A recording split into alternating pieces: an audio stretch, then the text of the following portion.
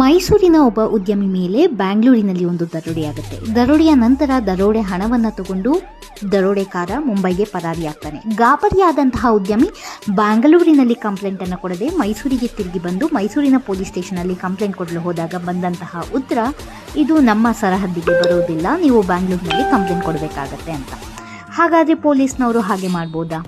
ಮೈಸೂರಿನಲ್ಲಿ ಕಂಪ್ಲೇಂಟ್ ಕೊಡೋಕ್ಕೆ ಬೇರೆ ಆಪ್ಷನ್ ಇಲ್ವಾ ಅನ್ನೋದಾದರೆ ನಿಮ್ಮ ಸಹಾಯಕ್ಕೆ ಬರೋದೇ 0 FIR. ಕೃತ್ಯ ಬ್ಯಾಂಗ್ಳೂರಿನಲ್ಲಿ ಅಥವಾ ಯಾವುದೇ ಪ್ರದೇಶದಲ್ಲಿ ನಡೆದಿರಲಿ, ನೀವು ಯಾವ ಪ್ರದೇಶದಲ್ಲಿದ್ದೀರಾ, ನಿಮ್ಮ ಹತ್ತಿರದ ಪೊಲೀಸ್ ಸ್ಟೇಷನ್ ಯಾವುದಿದೆ ಅಲ್ಲಿ ಹೋಗಿ ನೀವು ನಿಮ್ಮ FIR ಅನ್ನು ಲಾಡ್ಜ್ ಮಾಡ್ಬೋದು.